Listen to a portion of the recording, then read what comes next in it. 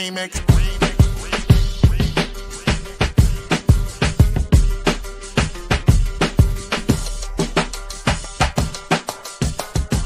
Remix. Remix. Remix.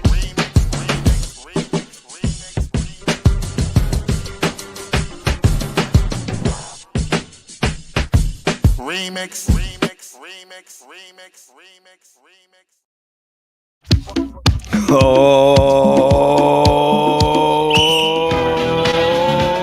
yeah. Welcome out. This is the Remix Morning Show. Right here on Black Liberation Media. In case you didn't know, I go by the name of the Ear Doctor, bringing you that boom bap breakfast. Not just me, I'm talking about us. We got a whole team of people coming through, but just not right now. They are on their way. So, you know how we do.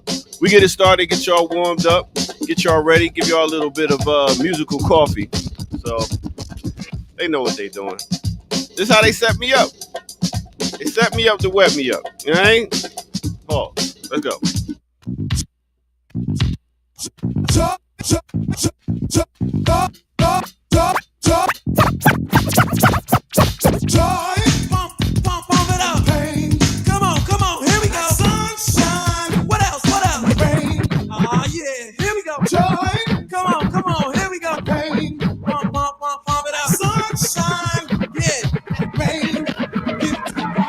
Well, I'm the new kid, I'm just coming up. A lot of rappers think that I can't tear it up. Well, I'ma show them and ignore them. And when they think I ain't looking, I form. I mean, take them out, I keep grooving. A slick bass line, keep the beat moving. They can't take it, they just fake it. They wonder how the raw bass make it. I get ill, you know the deal.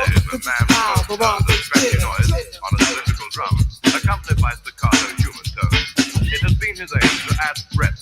Let's get it, y'all. To give realism and spaciousness, and even where it applies, to convey actual movement. Intro, I start to go, my rhymes will flow, so get up and dance, cause Kane said so. If you were lounging around, it's time to get up. Pardon my expression, But I'ma tear shit up. I appear right here and scare and dare, a mere musketeer that would dare to compare. I do declare, getting busy is where it's at, but what you're saying, You wouldn't get a point for that. cause you're a featherweight, and your rhymes you carry light, but I drop bass just like Barry White. So how could you think that you pose a threat? You say you're rocking, how many shows you get? All your vocals go local on the MIC. Mine's for a great distance like AT&T. I'm not new to this, I'm true to this. Nothing you can do to this. Fuck around with Kane and come out black and blue for this. So, yo, go for what you know. Attempt to the bass so I can humiliate. We can go rhyme for rhyme, word for word, verse to verse to get you a nurse too late. Well, here's how it started. Heard you on the radio, talking about rap, saying all that crap about how we sample, giving examples. Think we'll let you get away with that? You criticize our method, or how we make records. You said it wasn't art, so now we're gonna rip you apart. Stop. Check it out, my man. This is the music of a hip-hop band. Jazz, well, you can call it that. But this jazz retains a new format. Point. Well, you misjudged us, speculated, created a fuss. You've made the same mistake politicians have. Talking all that jazz.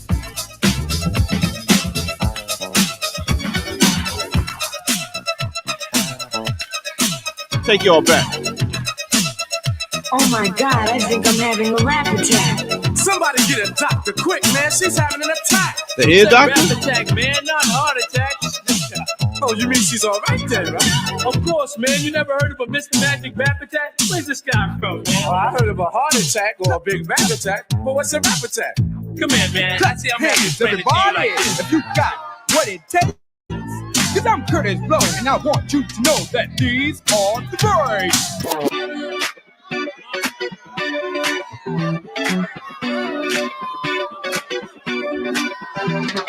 Breaks in a bus, breaks on the car, breaks to make you a superstar, breaks to win and breaks to lose. But these here breaks rock your shoes, and these are the breaks. Break it up, break it up, break it up.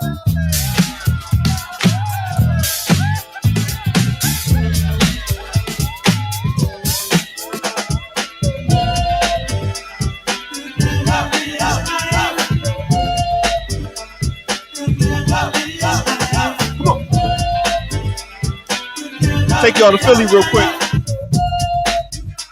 New York, Philly. Let's get it. Hey. She's a glamorous girl, and she came to rock my world. All the guys, they want to get with her. Step back, cause you know you can't get her. all, you got to have money just in order to be a honey.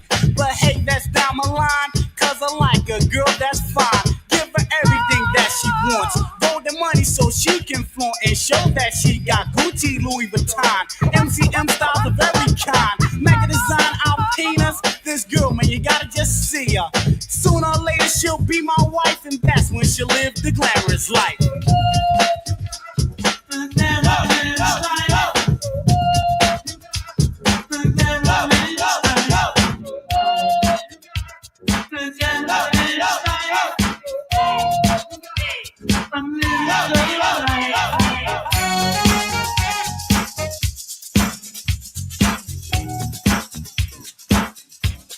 Once again, welcome out, y'all. This is the Remix Morning Show. I go right near the Air Doctor, and we getting y'all warmed up. Let's get it.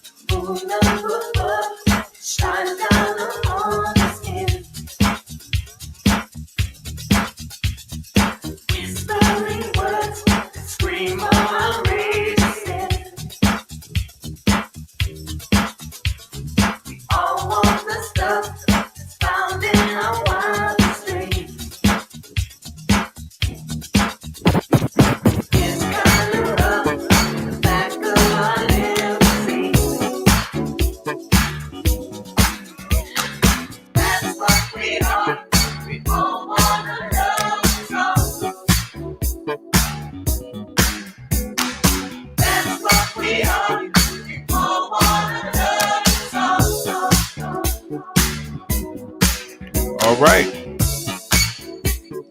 Once again, thank y'all for tuning in. This is the Remix Morning Show. We are rocking out, getting y'all started up this morning. Waiting for our host to get here.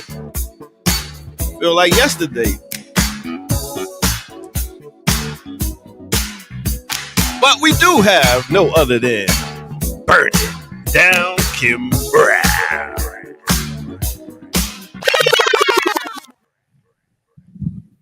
Baby, please forget me not. I want you to remember. Uh-oh. Are we frozen? Did it look like I was frozen? Ah, they got her. That's when you get the whole party rocking. You know who do that real good? Who's that? De La Soul, when they perform and they do this song, Cocaine La Flow. Some song they did with MF Doom, and they rhyming it. Dun, dun, dun, dun, dun, dun. And then they freeze. They freeze, and then the beat kick back in, and they kick rhyming. Yo, it's wild. Big up, Kim. How you? I'm well. Air Doctor, good morning. Good morning, Good morning, Remixes. good morning, How are good you feeling this morning? I guess they good. They here. Okay. Good. Well, I guess Kamal might come running through. We didn't get a text. Usually Jackie. I'm about to tell Ricky, come on back on through. You know what I'm saying? She was gonna come through, but I thought other people was coming. But You could always make it a drop-in show. You could drop the link or send out the man, people ain't about that life. People are not about that life. Thank you, Spider-Man. Kind of they are. Rock They kind of are. Kane Flow. Yes, that is Yeah, it. buddy. Well, anyway, Remixers, if anybody's feeling, I don't want to say brave because I don't think bravery is required, but if you feeling froggy, come on, jump. Come on, jump on in here. Nah, Ricky's coming through. She says she was about to watch The Mormon Wives, but she says she'll watch. She's not coming.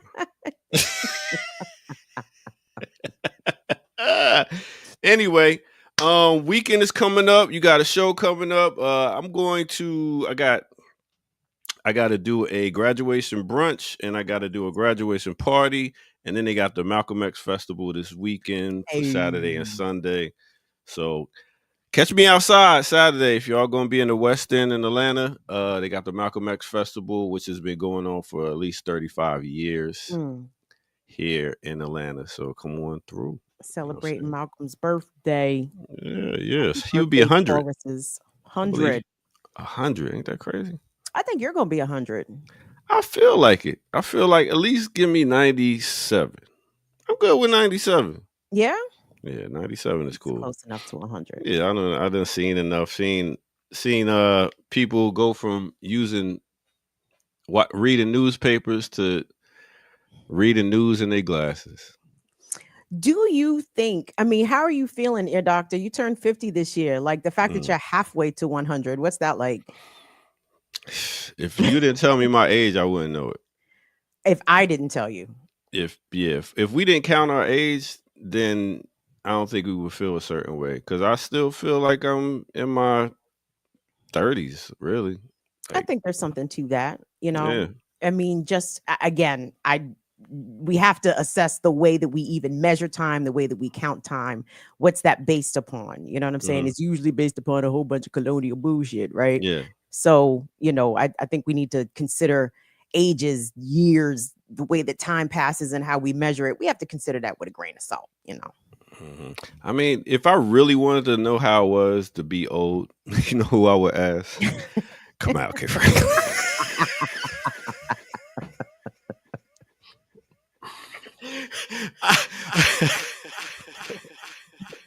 You gonna V-word in your own laughter?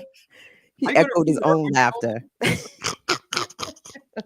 School villain. I do not listen. Like I said, it just be the conversation, how it goes, and then there you go. You pop up right at the right time. We was talking about being old. So we felt we would come to our elder to ask, you know. He's not an elder yet. Shit. Yeah, I agree. Yeah. No, come out. You gotta 60 is elder. 65 really is elder. I don't even think 60 is elder. Okay. I'm a little old. I could dig that 60 being an elder. So in 2 years. Damn. Oh, my bad. You're deep in middle age. That's it. You're not an elder yet. 58 is past middle. I'll be 58 this year. That's past middle age. Which is bonkers. How does that feel for you to say aloud? Like, what's that like? I mean, if you said that, it felt fine, I guess. But now that you're saying it like that, I guess it doesn't feel fine. I mean, for me, you know, like anybody, you think about how, and you know, good days you look back and you reflect and feel like you've done a lot. There's things that you still want to do. On bad days, you're like, where did your life go? I think it's all up in there. Well, what did you do with your life? Or could you have done this? Or would you have done that over? I think it all, you know, it all boils around depending on probably depending on what's going on currently in your life. So yeah. And I'm Unc status. He's OG status. So he's not elder. I would say OG. You got a lot. What's the age for Unc? I think Unc goes till like I'm about to 54. 60. So he's an Unc then. He's an Unc too. Kamau, yes, but he looks more like an OG. I mean, he doesn't look like somebody's uncle. Come on. I mean, OG, where are his tattoos? Where are his scars? Like, where? I had to cover up my teardrops. I had like 4 of them right there. You don't know me like that. You don't know my days. Where them stitches at? Where the you know what I'm saying? I had sideways teardrops. I was so bad. You know what I'm saying? They were going up. What are you talking about? You don't know me like that.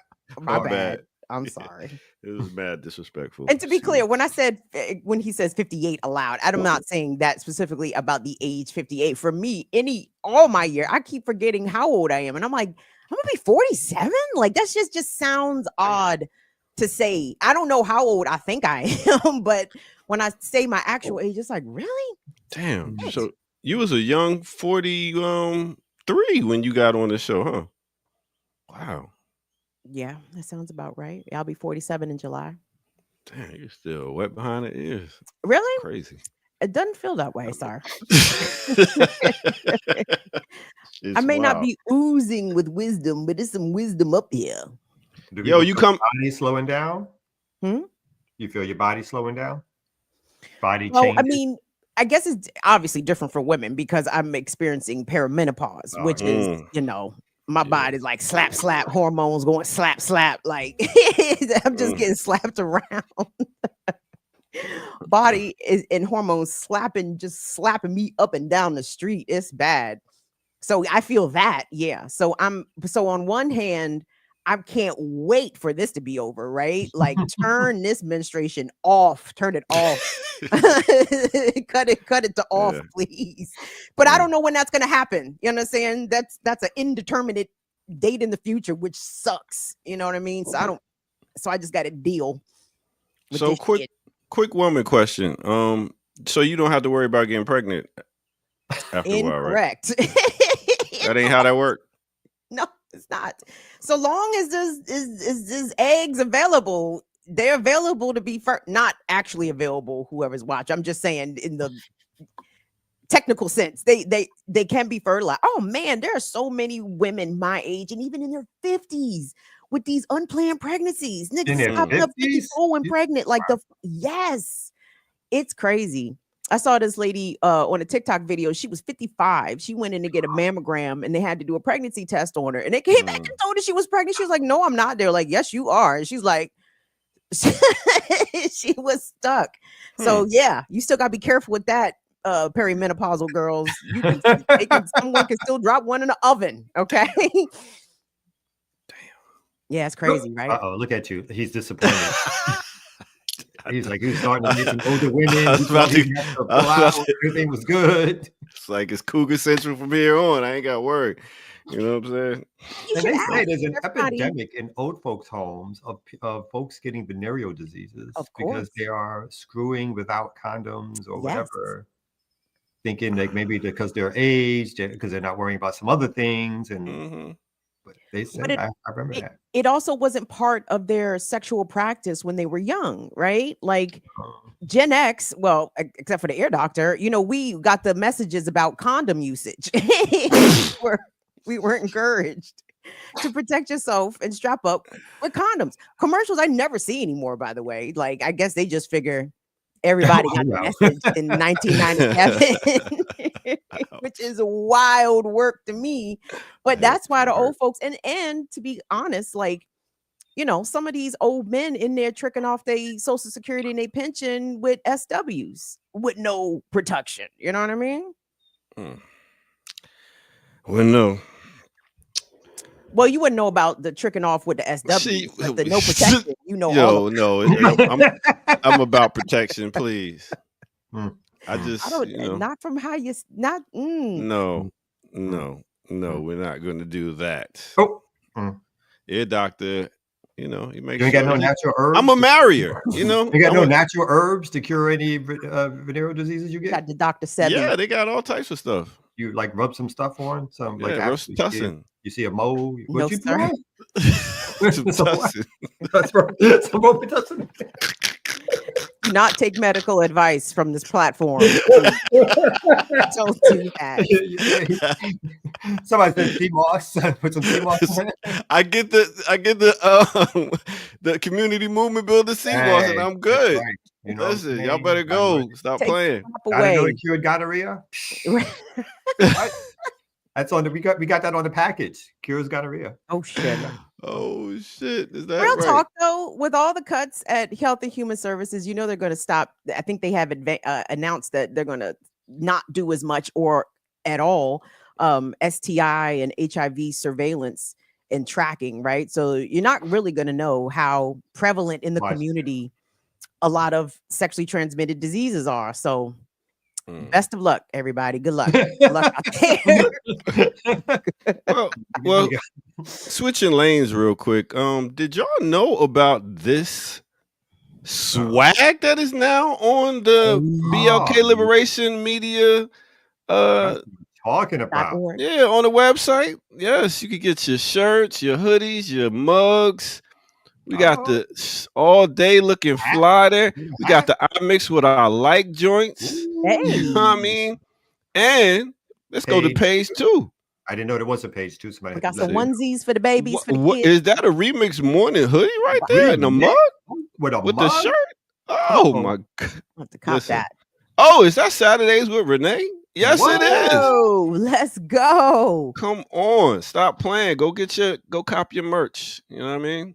Oh, drop that link in the chat. Drop that link in the chat. Yeah, the link is right there at the bottom of the link is at the bottom of the screen right now, my brother. BLKLiberationMedia.org. Go to our web page and go to the store and get you something.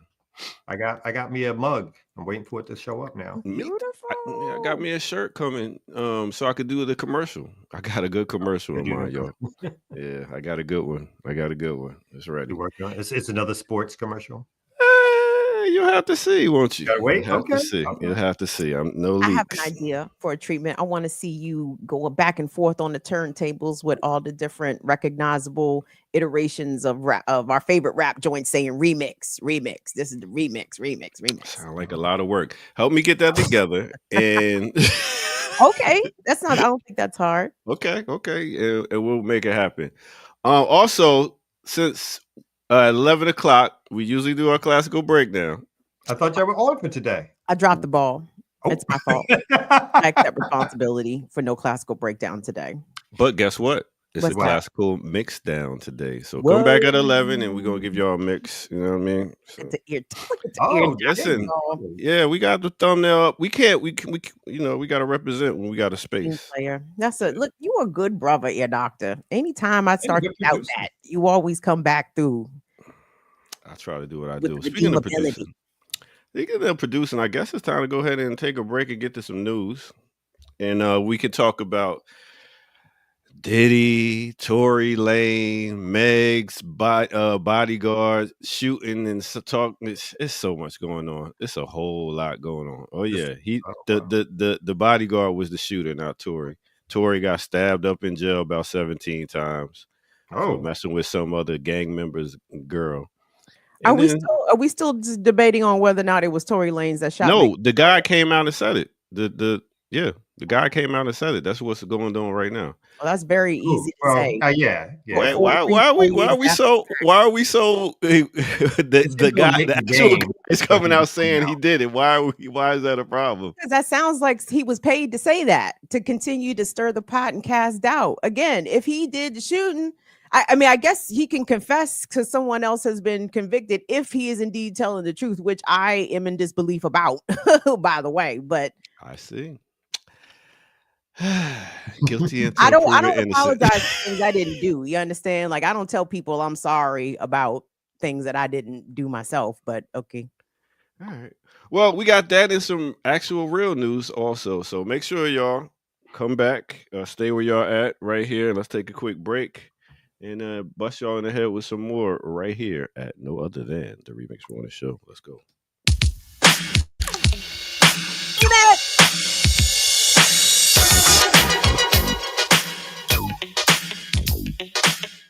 What's good, everybody? Welcome out to the Remix Morning Show. I go by the name of the Ear Doctor. Thank y'all for tuning in. Make sure y'all hit that like button, subscribe if you're new to the channel. Go to patreon.com, become a member over there, get footage that's rare. And yes, go to blkliberationmedia.org, copy some of that merch. And if you can, go ahead and donate. We are demonetized as a channel, so that will help support us and keep this thing going. All right, boom. You seen the thumbnail for the day. We talking about Grandmaster Flash and the Furious Five with The Message. Let me tell y'all a little bit about this song, The Message. Now, this song came out in 1982. And what happened is in 1980, New York City had a transit strike. So this was like the first conscious rap song that came out. Because, you know, they're mostly known for talking about partying and having a good time and how who's the best MC and braggadocious lyrics and stuff like this. But this one came out and it was giving you a whole social commentary about inner city poverty, what was going on with how you would coming and try to make it, but then wind up going to jail, and the kid in the song commits suicide in the cell. And at the end, they just get locked up for no reason. So this whole song was it was all that, especially coming out at this time. One of the first conscious songs of hip hop. Had to just give a big up and a big shout out to The Message, Grandmaster Flash and the Furious Five. All right, let's get back to it right here on the Remix Morning Show. You ain't know? Let's go.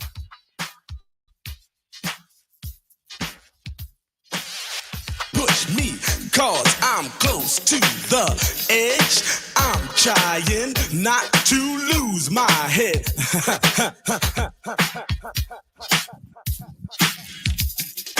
Yeah. That shit is still hard.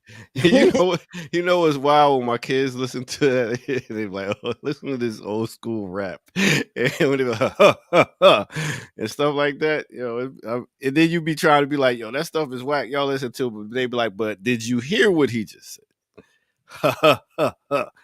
I did. I'd be like, okay. That's how old folks chuckle. Kids, get with it. That's what y'all gonna sound like when y'all old folks. I hate to break it to you. Y'all gonna be same way. Same way. But no, big up to Grandmaster Flash, the Furious Five. I mean, that to me has always been one of rap's strengths as a genre. Well, in particular, in my opinion, because it's good social observation, social commentary.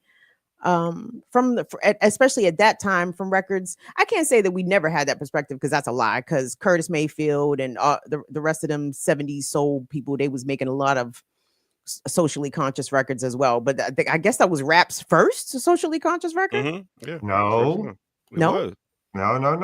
Who? There is, oh my God, why is his name escaping me? There's a brother D is officially noted as having the first conscious rap song. I know that only because I was in New York with him, and he was a part of an organization I was in, and it was actually put out on wax. And he makes sure to state that he was the first. And I hope he's not a listener, because then I might have to comment.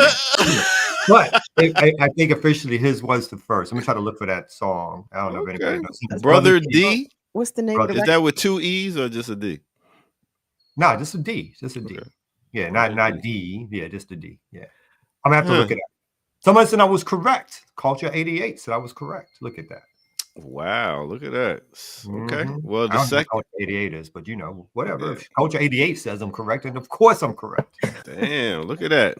With the hip hop history right there. Kamau K. Franklin, ladies and gentlemen. Don't sleep on his knowledge. I hear the giggles. I don't appreciate the giggles. All right. So where we going first? I want you. Well, I don't know if you want to slap the map, because you were sharing new information with me about the Megan Thee Stallion tour. I don't know it all. I was just sorry. Yes. How you gonna make a Black Nation ride? That was the name of the song. Oh, what year was it? Did it come out? Oh, I don't know. Well, you asking a lot of questions. She be asking questions that you know that don't nobody know. Just on some journalistic ego shit. On her part, you mean? Yeah. She know I don't know that. She know what she be doing. It's like, so where was that? Like, I crushed because I'm so old. I crushed decades together and stuff like that, and she's already called me out for that. So now I got that's that ego shit. Like, if you were a real journalist, you would notice. Not even. Yeah. It was Kamau who accurately corrected my statement, which I'm fine. I'm all here for corrections. Don't have me out here loud and wrong. But I had more inquiries about the record, because I never heard of the record. I never heard of Brother D. I'm gonna bring the record up real quick. Okay. Brother D, and Brother D is still with us. He is a vegan. He's survivalist. He's all that thing. So this is how you gonna make the Black Nation rise? 1980. Okay. Look at you. Let me see how this plays. I don't know how this is gonna play. Let me give it a shot. Please, I'd love to hear it. Yes. It has to go to YouTube. Well, I don't want no dead air. Okay. I say hip it to the hop but to the hip. Let me tell you about this fucking script. Yeah. If you want to know the truth, and that's a fact, let me hear you say, and you know that. And you know that. You dibby guys are so socialized, but how we gonna make a Black Nation rise? While you party down, y'all and shock the house. Get down, rock, shock the house. But you what's playing is on the loose. Okay. Entertaining their kids and machine gun use. Okay, everything has its place and time. We can rock the house too as we shock your mind. Wait up, we can brag and we can. All right. Wrap it up. Wrap it up. That was good. I'm gonna have to go. Yeah, I'm gonna have to go check that out right there. Political activist, organizer. Beautiful. Still around with us again. We were in Malcolm X grassroots movement together in New York. Brother D was always an interesting figure. and a good brother. He also what he did. He was into the survival stuff. He like they did the whole. He just did a lot of stuff. He's been around for a while. Sample that got to be real. To be real. Look at Kamau coming through with the rap knowledge, rap history. There it is. No less. Oh, you know what I'm saying? Of course, I know that. You know what I'm saying? Let me go get in my place. Let me go get in my lane. Thank you, Kamau.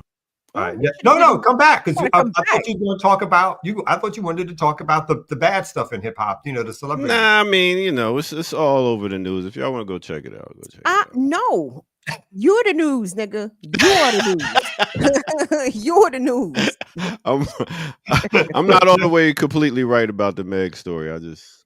Oh, you found that out? No. I don't know it all.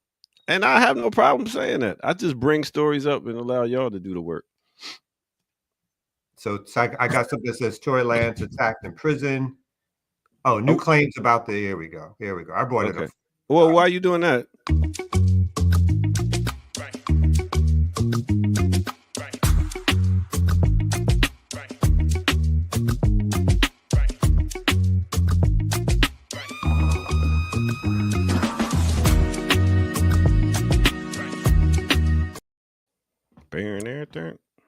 Hey, what's up? Thursday, May 15th, Remix Morning Show, Black Liberation Media, Kim Kamau and Ear Doctor, about to get to the latest news pertaining to the shooting of Megan Thee Stallion by Tory Lanez, who is convicted, serving a 10-year sentence, recently got stabbed up. But new information has been revealed about who may have, in fact, indeed shot Megan, if not Tory, according to whoever the fuck. What to say, Kamau? What say you? That was not how you regularly introduced the new segment coming in. I'm just going. It wasn't, but I'm trying to get through it because there's no need for dilly dally.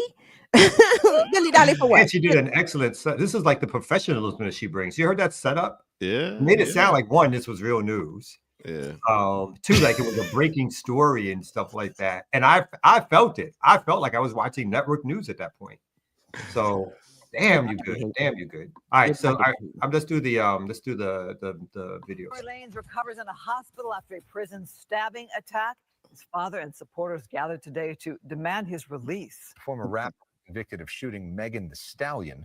Fox 7's Christopher Hardo tells us about the claim of new evidence.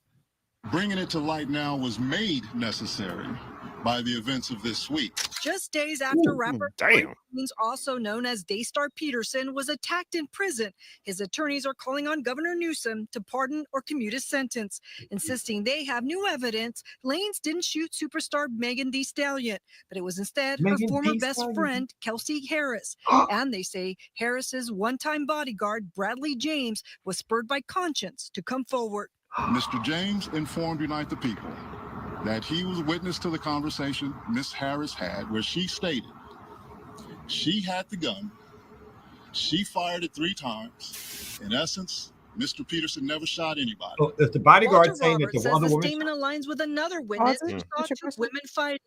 Lanez is serving a 10-year sentence after being convicted of shooting Stallion in the Hollywood Hills back in 2020. The singer testified against Lanez and in an op-ed wrote, quote, even That's enough of that. Yeah, that was a lot. Because you was asking questions over the talk, and it was like this. I'm sorry, that was a lot for me to sit through. That was a lot of my head is dizzy now. It was too much celebrity news already for me. So I said that aerial helicopter footage was that of the actual day of the shooting, and that was what's her name, and her foot shot up and she fell to the ground, and the other sister got out the car. Okay. Now, and then secondly, so apparently, according to the story, the bodyguard is not the shooter. No, you're right. Bodyguard is saying her homegirl. Her homegirl shot her. Mm-hmm. So there's no one confessing to the shooting. The bodyguard is now. So nobody. Okay. Yeah. So like Kim said, bodyguard could have possibly been like, paid off and said, yeah. All the right. timing of this revelation of this confession, the so-called confession, is what's interesting. Obviously he just suffered an attack. And I have to say, like, I'm kind of struggling a bit because I kind of felt bad for the little Bama. You know what I'm saying? I heard he got stabbed 12 times. I'm like, well, That was harsh, but maybe. But however, at the same time, I have a tremendous amount of respect for the way that justice is dispensed behind the wall in defense of women and children and against those men that will actively harm women and children. I love that. I want to see that energy actually on the outside. I don't think that energy should be, we shouldn't wait for that energy for people to be convicted. I think that energy needs to be existing on the outside. But sir, there was opportunities for this. That woman that they're referring to, Megan's best friend, I mean, she was on the stand. She testified. Meg testified. And I'm not saying everybody that swears an oath is going to get up there and tell the truth. It just seems as though overwhelmingly he did this. Like Megan, the night of the shooting, in fact, lied to police and was trying to protect Tory Lanez because I guess they were friends. They were intimate friends, whatever their relationship was. She didn't go in there and tell them people that he shot her. She was trying to cover up for him. And in fact, it was a doctor that was attending to her was like, ma'am, these injuries were not sustained from stepping on broken glass. These are bullet fragments in your feet. What happened? All right, there go your entertainment news. I don't even this whole Diddy thing. Oh my God, this is too much. So, doctor, this is not entertainment. I feel bad. Like someone Well, is these in are jail. A entertainers. person is in jail for 10 years. A woman is having to deal with surviving the aftermath of this trauma and the years of harassment and death threats that she continues to endure to this day. I can only imagine what Megan's mentions look like after the news about Tory Lanez getting stabbed, bro. Probably looked in shambles. Right. And women, it's because Black women don't have a right to be protected. You know, bitches be lying, you know, the whole gamut of negative tropes associated with Black women when we are harmed. So, yeah, for one woman that's harmed to another one, that Cassie, oh my goodness, the stories coming out that she says she had to endure is wild. Nasty work. Nasty work. Nasty Nasty work. Like, damn. I gotta say, so I've been paying minimal attention. I've been paying some attention, not fully engrossed. And I stumbled across a clip from the Breakfast Club on TikTok that I do not follow, but it came up on my For You page.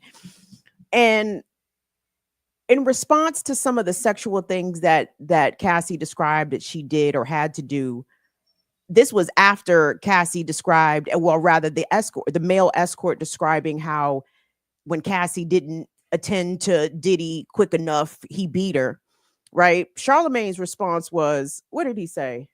He was like, can you imagine being Cassie's husband, yo, and having to hear all the stuff she had to do with the golden shower? I'm paraphrasing, but I'm like, nigga, you heard all of that abuse and that's what you took away from it? You a semi slut shame of of the sexual things she had to do. You weren't as affected. You don't think her husband would be as affected, if not more deeply triggered by knowing that his wife got beat up for bullshit? Or even more, I'm sorry to interrupt, even more, why are we focusing on the husband's emotional response to hearing about the woman who got beat up? The story is that this woman suffered this abuse at the hands of this man. I don't like, you know what I mean? Like in that relating of a story, who gives, like at that stage, not about what the fuck the husband feels terrible because he has to hear how his wife was abused. Like she feels terrible because she's relaying these stories of her trials of being, I guess, like a decade or so with this dude and having to suffer and all the rest of it and feeling trapped, not knowing how to get out, feeling like if she did escape, he would just track her down. What does she went through? What is she going through? Even having to step up and testify, right? Like, you know, he should be there for support. Who cares how he's feeling? He probably should be, if he's a good fucking man, thinking about what can I do for her as soon as she gets off the stand? Because this is traumatizing. Not only she lived this experience, but now she's reporting it for all the world to hear once again.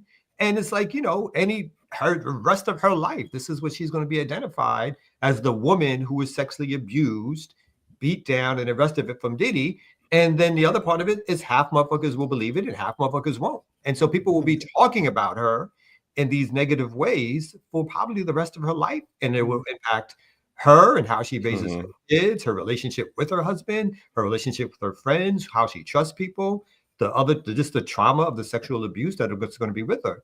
So again, for him to switch over and be like, she just told this horrific story, and it's like, I wonder how the dude feels about hearing this about his wife. Right? He must be all fucked up about this. That's crazy. Yeah, that's just like a weird, like kind of, I don't even, But dudes do that. We do. I mean, that's not unusual. You know what I mean? It's just pointed out is probably more unusual because that we think everybody's life is sort of vicariously lived through how we feel about what they do and what happens and all that kind of stuff. So. All right. Well, that's what it is. I guess we go ahead and get to some worldly news. Let me go ahead and get up out of here so y'all can get to that. And I'll be back for the next break. Peace. All right. Thank you, Ear Doctor. Thank you, Kamau. Gosh, the wisdom. Maybe you are an elder. You coming through. You coming through with the wise words. You better school these youngins and school them's your own age. Because Woo!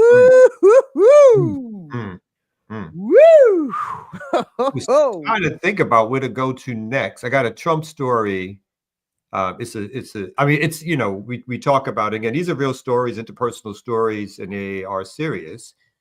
But of course, the level of horror that's being visited around the world based on U.S. institutions is something that is not, probably doesn't receive as much press as some of this stuff. So actually, something that we haven't talked about in a little while, I'm just thinking I can pull this story up. I saw it before, was, what's happening still in Gaza. There's basically a blockade that is still going forth in Gaza, and Palestinians are literally starving. And again, these stories are no longer front page news. They are no longer, if they ever were in that way, I should say that also. As opposed to being the stories that people are discussing nightly, that the United States is involved in a continued genocide and a blockade, and still bombings. And so I'll pull this story up really quick because I couldn't find the one that I was looking for, but this one tells another story that's just as important. Overnight, apparently 54 people were murdered in another bombing by Israel in Gaza. And over 20 of those people were children. Oh my God. When I heard that, I mean, it's so nauseating. It's like, how could you not be ill? Everyone's soul, who has a soul, that is, like, or compassion towards people, like, how can you not be sick every time another one of these stories comes out? The announcement of another bombing by Israel. And in fact, I know 2 journalists were recently murdered, including one who had been targeted twice, Kamau, like targeted in his tent, and then they targeted him in the hospital to kill him. But what you got? Yeah. No, here it says multiple airstrikes hit Gaza's southern city of Khan Yunis overnight into Thursday, killing more than 50 people in a second consecutive night of heavy bombing, while another airstrike in the north of Palestinian territory left more than a dozen people dead, authorities said. The strikes come as U.S. President Donald Trump visits the north, the Middle East, visiting Gulf states, but not Israel. There's been widespread hope that Trump's regional visit could usher in a ceasefire deal or renewal of humanitarian aid to Gaza. An Israeli blockade of the territory is now in its 3rd month.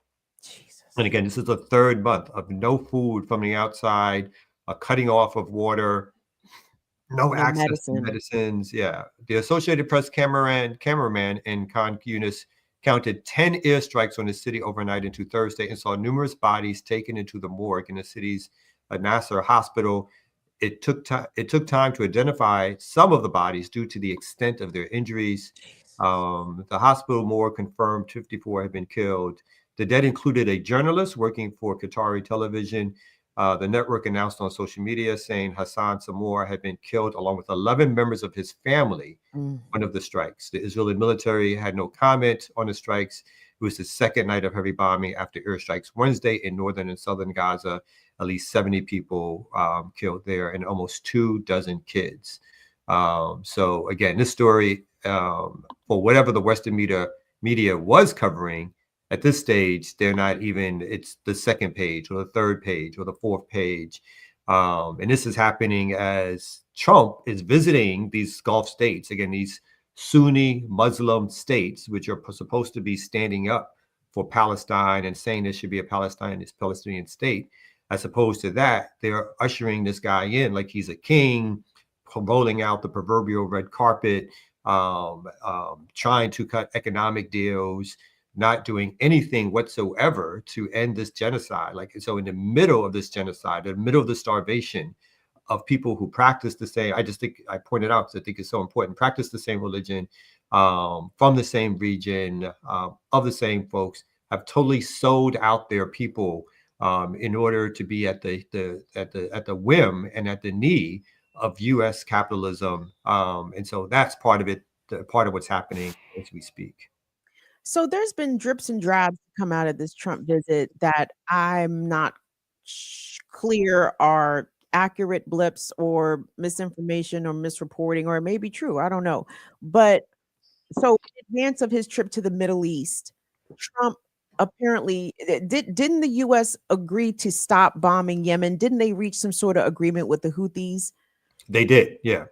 After they reached the agreement, after they dropped weapons or dropped bombs on a refugee camp, killing, if I believe the numbers are correct, over 60 African immigrants. And again, that story never made front page news in places like the New York Times. It was not the lead story on news shows. So just imagine that the United States government itself murdered, killed 60 some odd, 70 some odd, depending on the numbers, immigrants, refugees, African refugees in Yemen, and it did not make front page news. That is, and in fact, it was reported a couple of days later in some places, if at all. That alone is like, this shows the propaganda value of having news that's controlled by corporations who don't and will not report on Western atrocities. That is, if any other country that was an official enemy of the United States bombed and murdered, if Russia bombed a refugee camp, that would be the front page news for like 4 days. Here, we can't, most people don't even know it took place. So there was the negotiation with the Houthis, from what I understand, did not involve the Israelis, had everything to do with the ability of American ships or American interested ships being able to navigate the Red Sea.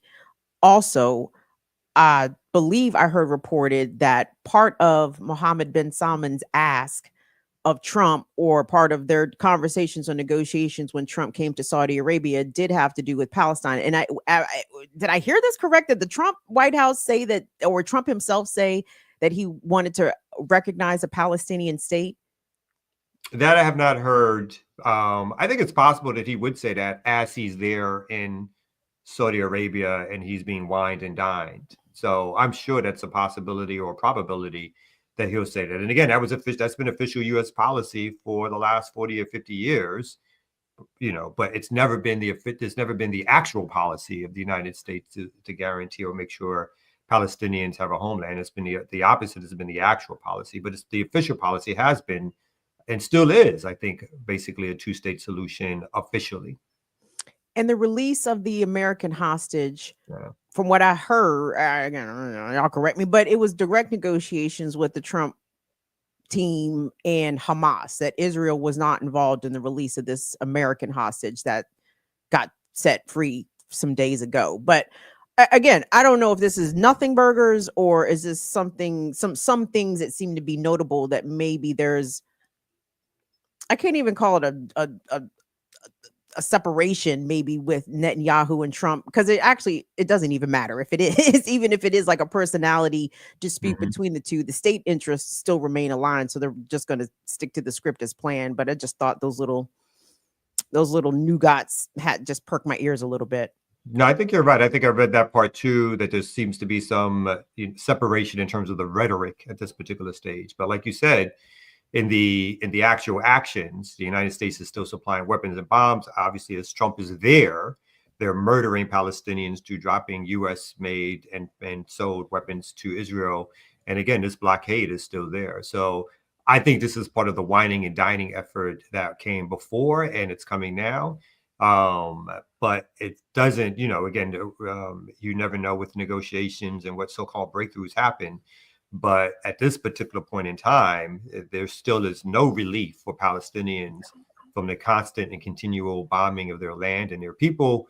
And again, the blockade, which, every international agency, the United Nations included, has said that basically these folks are being starved to death, and that there's a massive starvation and new diseases have come back, which for a time have been eradicated. And people are, there's so many social media posts around showing people digging through rubble and trash, looking for things to eat and survive, as well as looking for like family members and so forth. So this horrific tale, this horrific genocide, is still going on. And as it's going on, again, Saudi Arabia, the UAE, there's the United Arab Emirates, they're all still whining and dining Trump for economic deals. And so it just feels like it's a completely upside down, crazy world. And it should feel like that, except for the fact that this is the world that we've been in for the last 60, 70 years. And I think you said this before, that, it's the Yemenis are the only ones at this particular stage. I know they are supplied weapons by Iran, allegedly, or whatever, but they are still carrying out actions in and around Israel. I think recently, not too long ago, a missile reached close to the airport. So they're still carrying out actions, knowing that the consequences is that their land and people will be bombed. But they still continue to carry out these actions. And so, it's amazing that a country, or half a country, right, because they don't control all of Yemen, is still brave enough and forthright enough to say, like, we said that we would continue to protect, support Palestinians' right to self-determination until this genocide is over, and we will continue to do that. The H group out of Yemen gives a lot of inspiration. They really do, because they have the least and have battered these people up real good. so well. They don't, the media doesn't even report, obviously. How could they? That this, I don't want to disrespect them by calling them ragtag, because they're not that. Clearly they're very organized and precise because of what they've been able to accomplish. But again, I'm stuck with admiration. I'm like, y'all have the least and go the hardest. Like, big up to y'all. Mm-hmm. I think on several like worldwide poverty ratings and or distribution of resource ratings, like they are like one of the lowest in terms of being able to give basic supports for their people, right? In terms of the continued war that's been happening over the last dozen or so, or longer than that, years.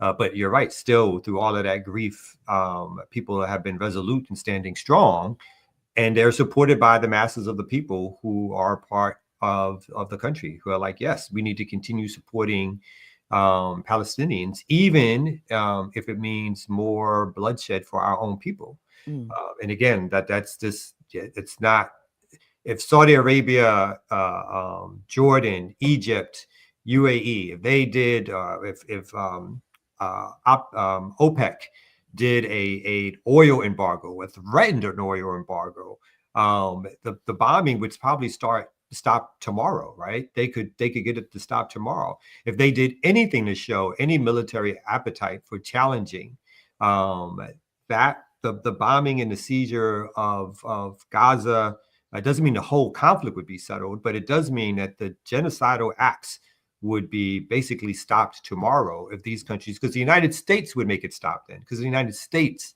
would say, wait a minute, now we're losing other important allies, and they're not being brought off by our dollarism, but they're actually standing up for some righteous cause, and the United States would make them stop right away and try to come to some settlement. Again, not a liberation for Palestinian people, but the murdering and the killing in mass numbers would stop.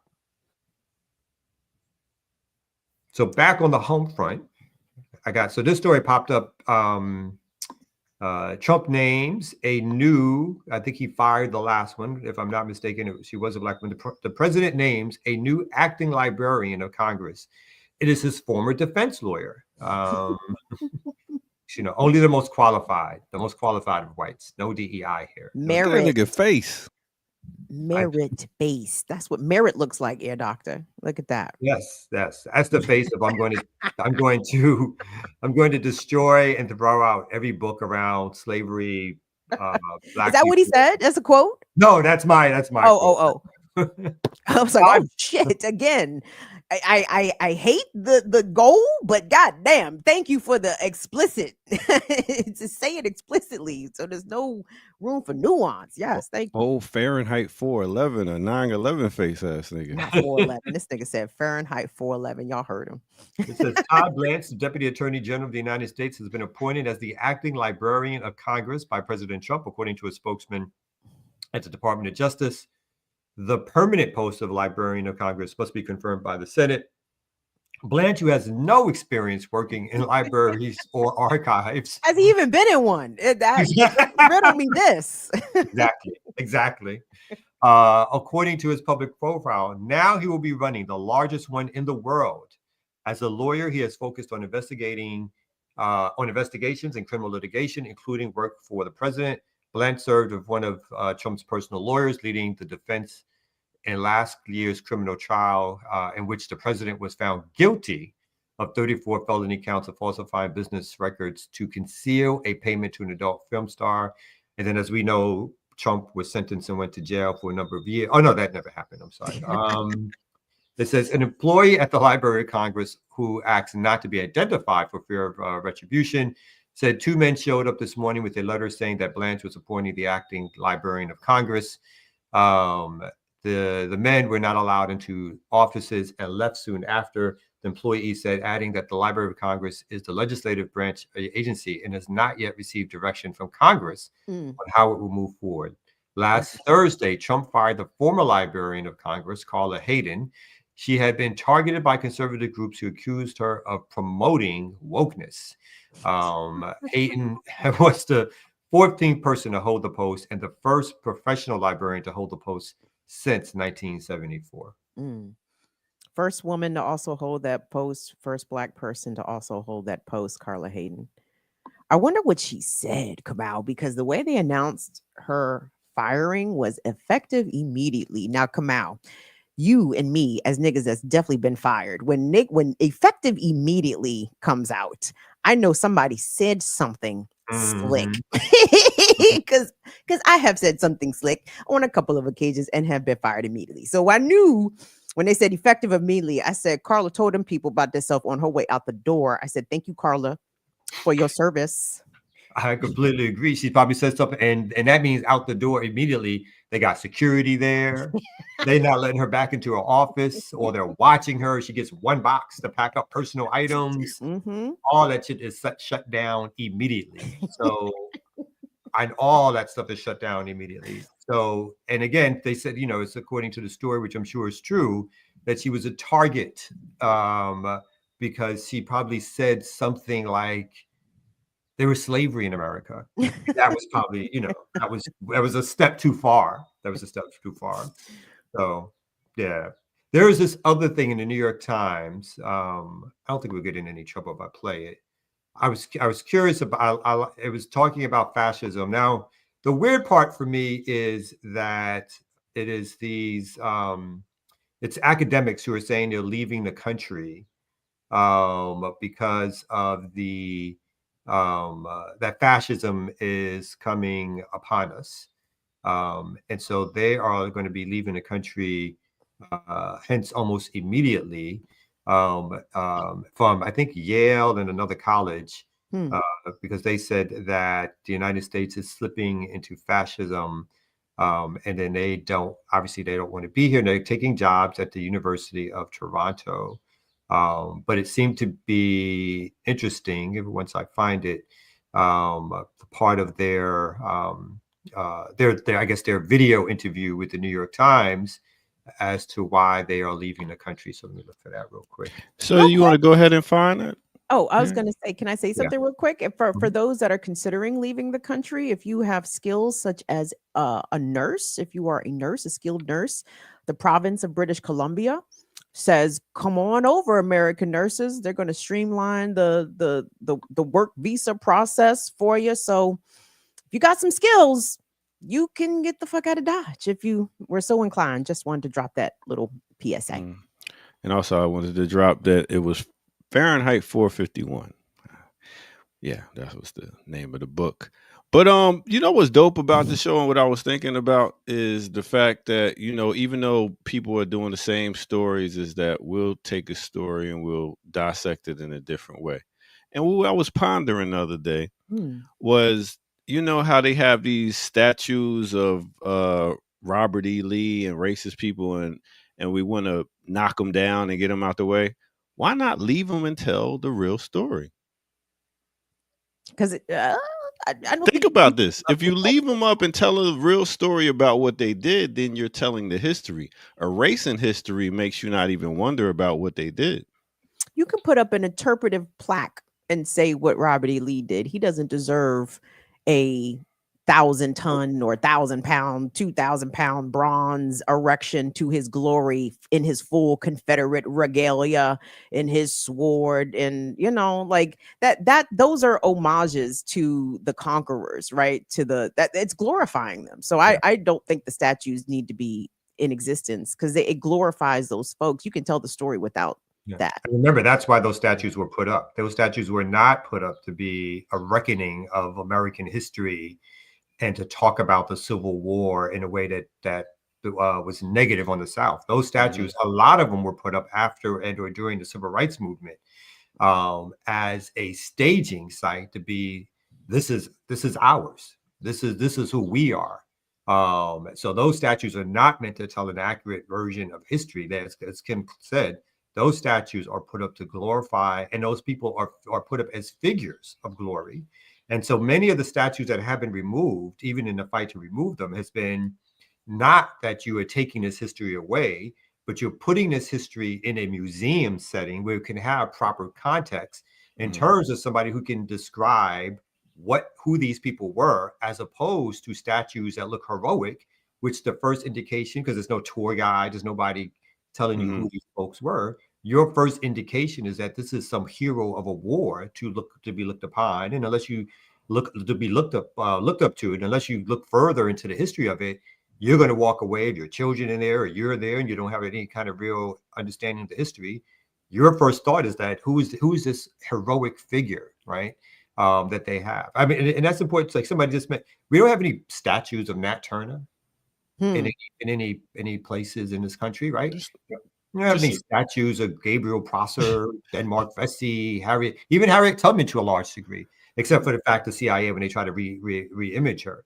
But the point is that these statues again were put up for the purpose of lionizing these people, not for the purpose of dissecting their history. And the struggle to remove them has mainly been one that says in the public square, without the right context, people will get the wrong idea, and so then move them to a place where they have people who can actually go through who they were, what they did, how they murdered Black folks, how they enslaved Black folks, how they were racist, what they were fighting for, which was the continuation of the enslavement of African people, as opposed to some statue with their hand on their chest or them standing tall on a horse. I mean, but you're not supposed to have a Nat Turner statue. That would be like going to Boston Gardens and seeing a Magic Johnson statue. It's just not what you do. So yeah, but you're also going to live in a world where your young kids are walking around and these statues are the images that they see, which helps lead to the continued indoctrination. But it leads to the conversation. Whereas if we're, yeah, that's what I'm saying. If there's no statue, the conversation is never brought up. So like if we got a tour and we're bringing the kids around, we can be like, oh, let me tell you about what this guy did. But if there's no statue there, then we don't have the conversation, do we? There's probably a lot of better ways to bring the conversation up than to haphazardly walk up on a statue and then try to figure out, how do you explain this to my 6-year-old son? How do I explain that a Confederate soldier or leader has their here in Georgia, the Stone Mountain, has their faces plastered. Every street is named after a Confederacy. I'm basically obviously you're right in the sense of I have to describe to them now the racism of America. Yeah. But I'm also doing that within a place of this place is full of these, again, heroic looking people doing things. And again, I'm one parent out of 10,000 parents who visited that day. Yeah. Most Don't parents know. are not doing that or trying to do that. Not, you know, not, and I that's see not your any point. good, yeah. No, I see your point. It's two ways of looking at it. All right. So we want to take a break and then come back with your story? Yeah, let's do that. Let's take a break. Quick break. All right, cool. Kim, you good down there? I'm just listening. Looking like the Black Brady Bunch on the screen. Let's get it and take a quick break right here on the Remix Morning Show. Let's go. Remix. Shortest swing. Remix on the remix.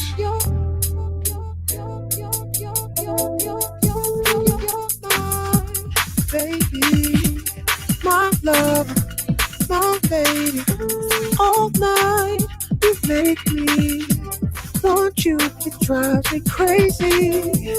I feel like you were made just for me, babe. Tell me if you feel the same way. Does it just feel so right? I don't wanna waste no time.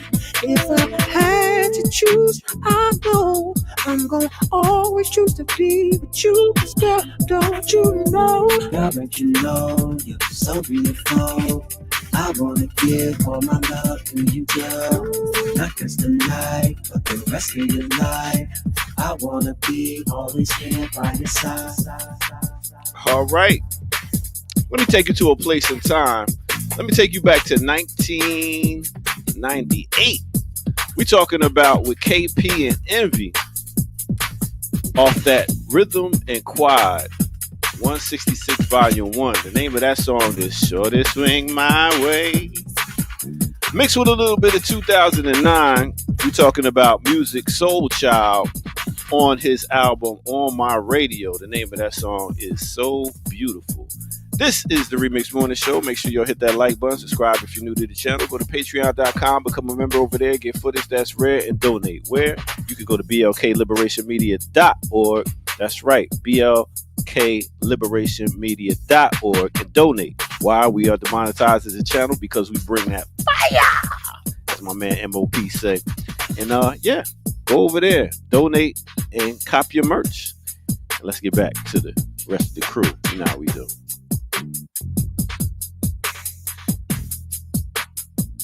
Get over here, shawty, shawty, swing my way.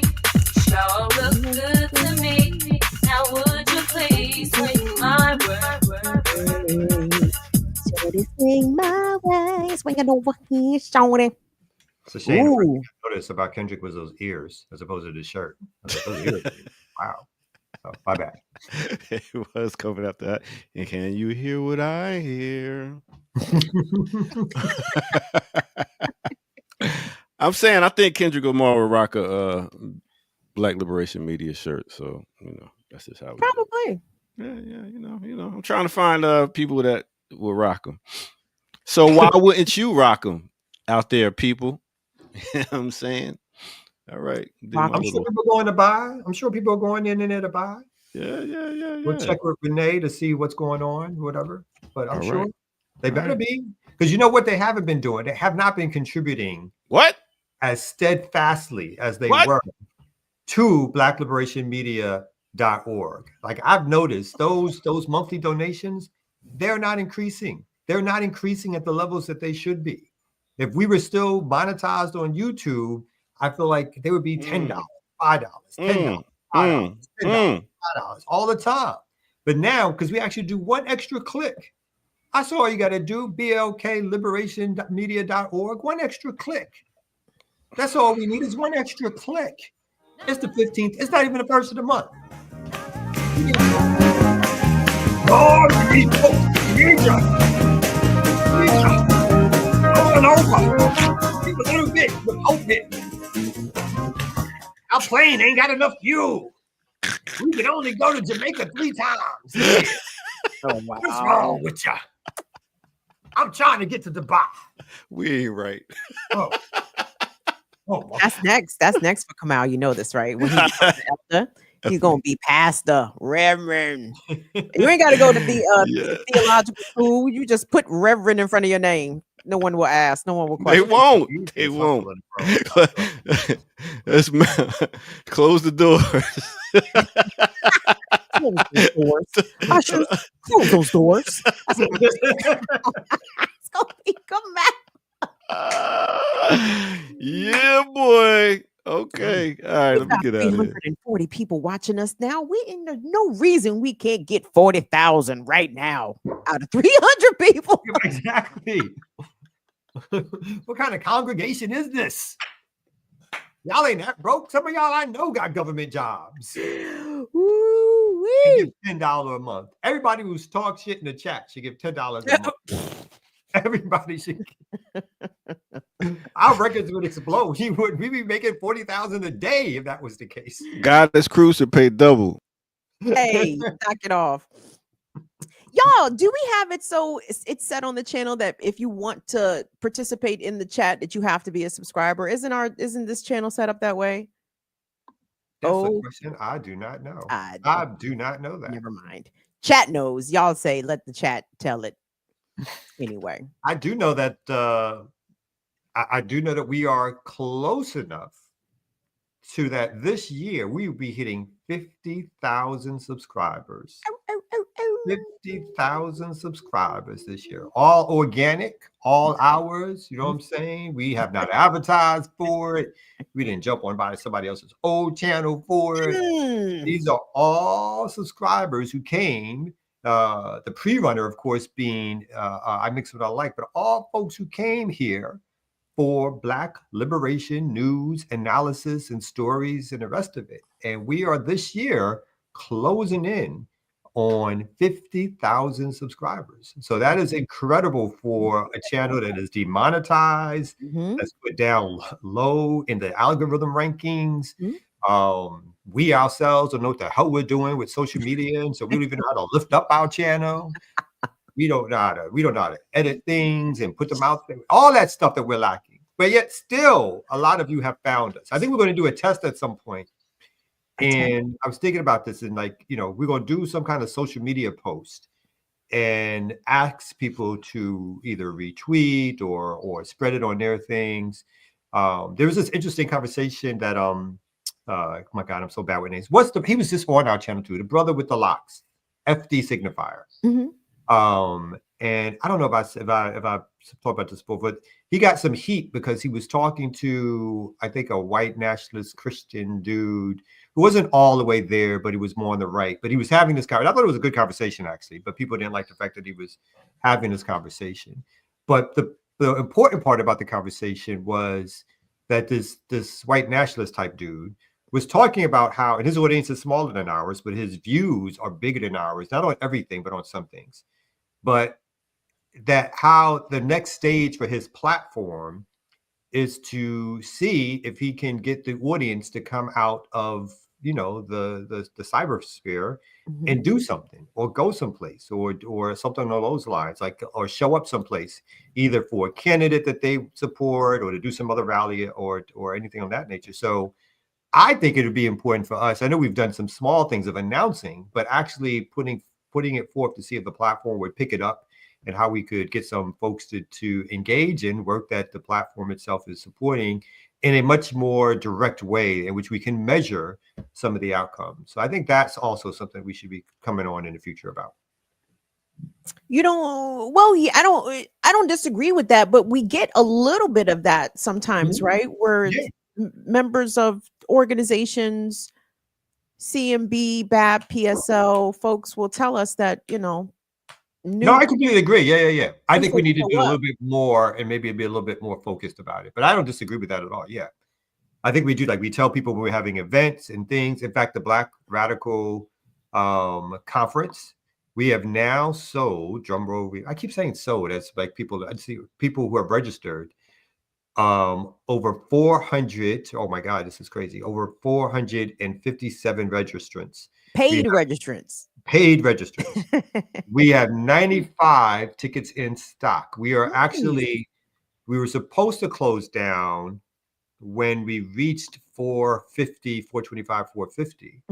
but we decided to keep it open so local folks could, and people were making some pushes locally for local folks to go on and register for the conference. But so for those who are interested in the conference, it is closing out. There might only be a few tickets, if any, for those who have not already registered in terms of any live registration. So there is a good chance that we may not have live registration or walk-in registration, because the actual numbers that we were hitting, at first I think we were a little worried about, like, well, I was, you know what I mean? The first conference we did, we said at first, let's do 2 to 250, and we hit 300, and it's like, let's keep it open because we're hitting 300.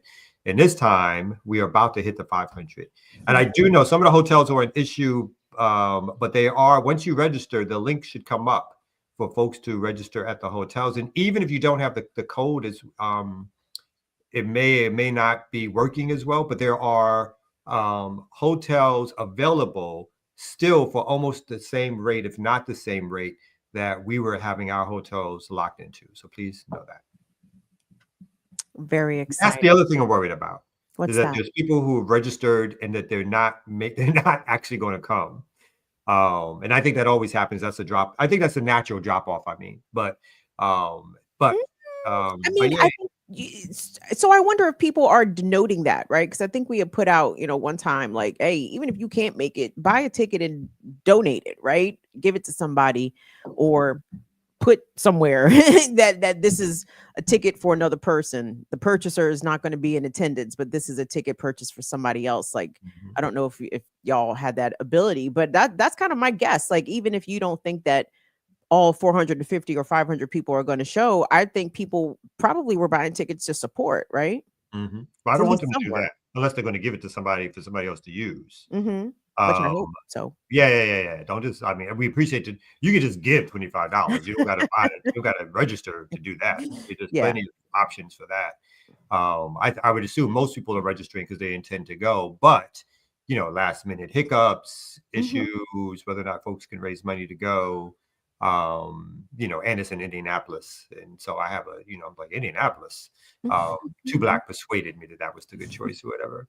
So interesting choice. You know what I'm saying? I mean, shit. I mean, not to say we didn't catch hell everywhere else, but Indiana, Black folks absolutely caught a fresh hell. With the white militia groups and the Klan associated affiliated groups. Jesus. Yeah. And they will not be there the weekend of the 30th, 31st, and June 1st, just to let y'all know. Well, even if they are. We are prepared for that. Just to let you know that too. Yes. They can come, they can not come. We ain't nobody scared of it. We do have we do have trained members who are ready to handle any issues that come up. Let's put it like that. Yeah. So you want to continue on with some stories? Sure. I was going to talk about the New York Times thing. Yes. So it's interesting for me. I mean, these are professors, but they basically are saying these Yale professors studied fascism, and they're having a conversation about why they're leaving the United States. What are the demographics of these people? Yeah, these are the whites leaving. Yeah. These are whites packing up? Yeah. These are the whites. They're professionals. They have jobs in Canada. Some are saying they're leaving for some slightly different reasons, but of the three, I think one of them is saying they're leaving for a slightly different reason, but the other two are saying they're leaving because it's time to get out of Dodge. But I think it's worth a little bit of a play.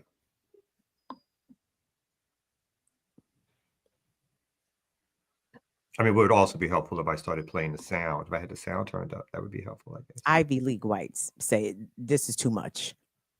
And let's try it again. I'm a historian of totalitarianism. I look at fascist rhetoric. I've been thinking about the sources of the worst kinds of history for a quarter of a century. Experts say the constitutional crisis is here now. The Trump administration deporting hundreds of men without a trial. A massive purge at the FBI. To make people afraid of speaking out against him. Says they're moving abroad. It's an opinion piece. I'm leaving to the University of Toronto because I want to do my work without the fear that I will be punished for my words. The lesson of 1933 is you get out sooner rather than later. I guess if you can. I've spent a lot of time in the last decade trying to prepare people if Trump were elected once, let alone twice. Look what happened. Is this crazy? I did not flee Trump, but if people are going to leave the United States or leave American universities, there are reasons for that. One thing you can definitely learn from Russians is that it's essential to set up centers of resistance in places of relative safety. We want to make sure All that right. if there is a political crisis in the U.S., Are you that trying to cut me Americans off? are organized.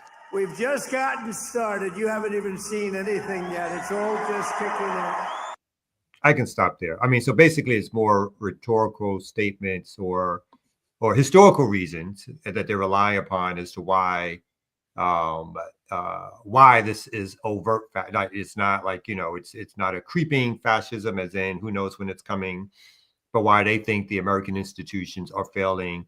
And I want to be clear here, not failing these are my words, failing the middle class whites, right? That's their, a lot of us believe that there's already been elements, if not straight fascism, particularly when it comes to the Black community for decades. And obviously it doesn't matter which party was in power, the use of violence, the use of control has always been there, but that the ways in which, and some of the other footage that we saw and some that we did not see, obviously it shows the jails of immigrants being sent to these harsh prison conditions. It shows women, one of the women with a student visa being surrounded by masked police authorities and basically yoking her up and dragging her away. That the idea that the institutions, for whatever protection they were worth, right, these liberal institutions, and a one of the things about America is that it is probably the most open country around receiving information, but it doesn't mean that the information you receive will help you do anything, but it means there's access to information, like even a channel like ours, right? We are allowed to operate, but we are suppressed so that we are not reached by the masses. And if there's a danger that they thought we could be reached by the masses, then they would further turn up the screws and get rid of us completely, right? But there's ways in which this stuff is still accessible. But I think according to these folks, they are thinking that we're at a tipping point over the next few years. And again, some of their, plans or strategies is that this is almost like the Handmaid's Tale storyline of like the so-called good Americans went to Canada, liberal Americans went to Canada to stage a resistance fight there against the Gilead folks here or whatever like that. So this is part of what they feel like they're doing. So interesting. So in this op-ed, did any of these individuals express a fear of persecution personally? Like, did they feel like they themselves are targets or would become targets, or are they getting out of Dodge? Just, I guess they're reading the tea leaves, as it were. They don't want to be in this country as it devolves or reclaims itself, makes itself great again as it used to. You know what I'm saying? Like, what did they worry about somebody coming for them, or they just don't want to be here as others are being came for? I think they feel, based on what I remember, is if not now, right down the line, because of the things in which they will openly want to talk about and go against.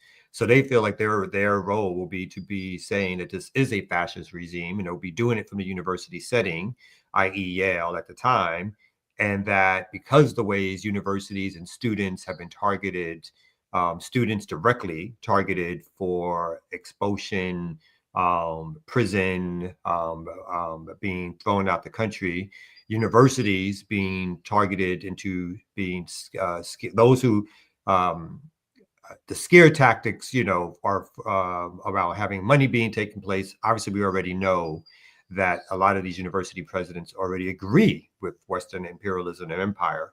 But for those who are who think they're putting up any resistance, how can they push them faster and further to be like, cut these deals, get rid of this stuff now, and we'll leave you alone? But still, that's a moving of the bar, right, to a different position. And I think these folks feel like they would speak out against it. And so therefore, even if they're not targeted now, they're in a position to be targeted in the future. I can't say that I also don't feel that pull to leave, right? And you know, it's going to take resources and planning to make that happen, if at all. But if I had to operate just off of my literal gut feeling, my intuition, for safety reasons, I absolutely think it's the time to leave, and or either that, if you're going to stay, then shut up if you want to be safe, right? So we sort of accept, you know, others more than others, right? The responsibilities and willing to accept whatever the consequences that go with speaking against and speaking out against genocide and fascism and all of that. I mean, I absolutely feel as though political dissent, vocal opposition will again be criminalized. I mean, it's already been criminalized and continues to be, but that will continue to expand beyond undocumented migrants or legal migrants, people, you know, just not born in this country, people born in this country. I mean, I hate to say it's coming for us, because when has it never? It's always been here and available for us. For our movements to be infiltrated and criminalized and sought out to be destroyed. But I guess it's coming back. It's a new wave of it. Let's put it that way. Now, the continuation of old policies, but now this is what it looks like for us in the 21st century, or potentially could look like for us. They did release one of the Georgetown University. I guess he was a student / fellow / professor, Mr. Kansuri, who was an Indian national, but obviously living here, working here legally, very legally. He had been in ICE detention since March, I believe. And it was yesterday that a federal judge ruled that the Trump administration did not have any grounds or standing to keep him in ICE detention. For what? The man hadn't committed any crimes, even though his student visa has been revoked. There's some other issues he's got to deal with as a result of that. But I believe he's one of the first who were targeted under the visa revocations, and who was incarcerated. Basically, I think he's one of the first to be released, if not the first. And I think even the woman in the video that I spoke about, who was surrounded, Ramesa Oster. Yeah, because she had wrote a story about Palestinians suffering under a genocide, and that was her crime that had her targeted. I think when she was arrested, she was been, I think, recently released.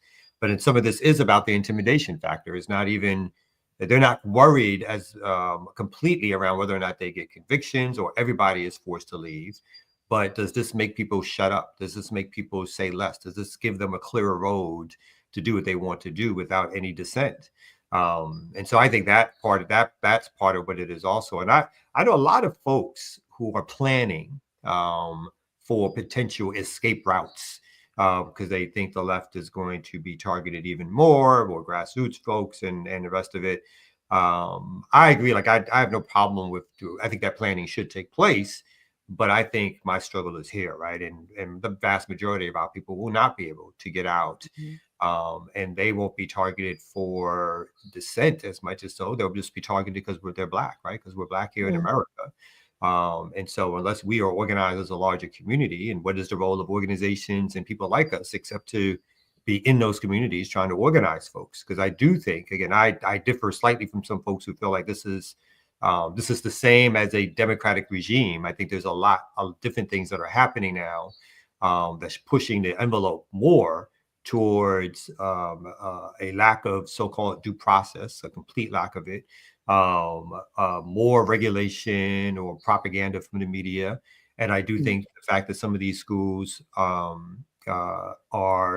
turning a blind eye to the overt racism and in fact allowing it to happen and being a part of it in a way in which they're rushing to the door to be like, oh, no more DI. And I'm thinking, and that's a small thing, but that's just like, you know, if they're willing to do that, then what else are they willing to do, right? So I think those things are real, and I think they need to be discussed and accounted for. And I think I've held this position for a while that the Democrats are not an answer, but what's happening now is not a normal regime in a sense of what it is trying to do, and even what it's even accomplished so far, and pushing the envelope towards basically whatever the so-called president says goes, or whatever the administration does goes, and how they're even challenging again the status of the judicial branch, going as far as to, they've now charged the judge who attempted to let the immigrant, who I guess she had adjudicated the case, and ICE had showed up, or Homeland Security had showed up, and what they did was that she tried to allow time and space for the immigrant to escape. They're like, why are you in my court? And so they later arrested and charged her, and they're trying to, again, set her up as an example of this. If you do this, right, this is a step too far. This is what's going to happen. When we show up, we don't care what your adjudication is. Turn them over. We don't care if you feel like I shouldn't be operating in this court. Turn them over, that kind of thing. And I think that's happening more and more to a higher degree. And again, we'll see what happens. I don't know. This spam is moving at a really impressive pace. Let's put it that way. So we'll see. I don't know. I don't want to lack imagination when it comes to Trump and his cronies, and what they're capable of. And just looking historically at whites in America, shame on us if we can't fathom what white folks in power and with their racism are capable of doing to masses of people. America was the inspiration for the Nazis, not the other way around. And South Africa and the apartheid regime, they studied the laws of the South, and it was like, we can use that. Israel apartheid. Yes, more of that. Like, that's why it's always like shocking to me when people kind of get. I think I talked about this some other program where people suggest that it is the Israelis who are training the Americans. It's like, slow it down, B. The Americans understand and know how to implement racism to the highest degree. They know how to implement the stealing of people's land, mass genocide. It's like that training could be one way, U.S. to Israel, but it's definitely a training that is not U.S. police are learning the tactics of Israel. Those are shared tactics. Those are shared strategies. Those are shared ideologies. Those are shared objectives. And the U.S. is the one paying for all of it or whatever. So yeah, the U.S. needs no help in figuring out how to operate a repressive state. And I agree. We should talk about the South Africa story too. I know we covered it before, but there is an analysis on the Afrikaners being brought here. It says Trump's road to embracing South Africans, white South Africans, white Europeans who are colonialists in Africa. It would be a better way to frame it. But here, and this goes into, again, the type of racism that we're revisiting, and the ways in which these folks are looking at race and politics, and stripping away the neoliberal lens of or the liberal lens of trying to downplay race or include Black folks in empire. These folks are saying we're clearly making some delineations as to who we want in this country, who we're going to support, who we're going to protect. And I think this also leads to, again, to the idea like these militias on the ground, as some communities have already experienced, outside of government, are also going to be a major new uptick and possibly in terms of dangers for our community. So it says real quick, so it was May 2019, the national security officials were in the Situation Room discussing Iran when President Trump abruptly changed the subject. He wanted to talk about granting asylum and citizenship to white South African farmers. It says John Bolton, his national security advisor at the time, who was in the meeting, said that he thought little of Trump's wish. The president had embraced fringe ideas and false narratives pushed by white Afrikaner activists. This is coming from Bolton, who himself is basically a white nationalist. It never amounted to anything, so I just put it as typical Trump. But it says years later, Mr. Trump's views on white farmers in South Africa are shaping U.S. foreign policy in his second term. On Monday, the first group of Afrikaners, a white ethnic minority that ruled during apartheid in South Africa, landed in Washington as the Trump administration upended a refugee system that had provided sanctuary for those fleeing war, famine, national disasters. The administration is welcoming white South Africans after suspending the program for everyone else, including other Africans who have waited in refugee camps for years and were vetted and cleared, and Afghans who supported the U.S. war in their country. The extraordinary development capped months of a diplomatic spiral between the two nations. In early February, Trump signed an executive order halting all foreign aid to South Africa, claiming that its government had engaged in race-based discrimination. And they also go on to talk about the back and forth between the South African ambassador, but it says they include meetings with the Trump administration has meetings with Afrikaner activists, a break between the two countries over Israel's war in Gaza or Israel's war on Gaza, and South Africa bringing Israel to international court.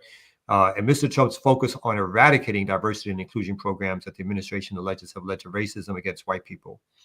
I want to get to the part where it says that South Africa for them is a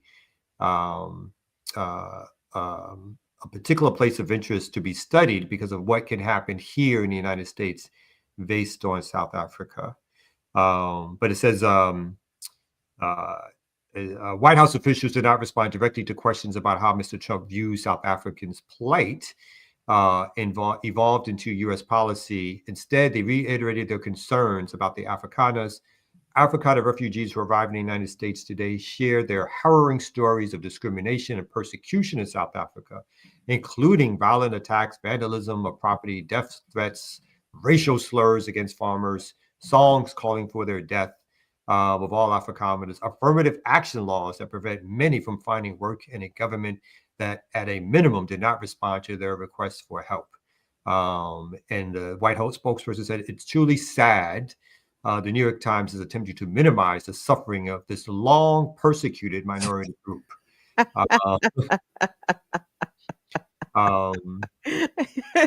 Wait, say that, run that back. Come out. That was funny. That was a funny line. To minimize the persecution of this long suffering minority group. And so here's the part that I wanted to bring up too, as Mr. Trump, South Africa is a cautionary tale for the United States.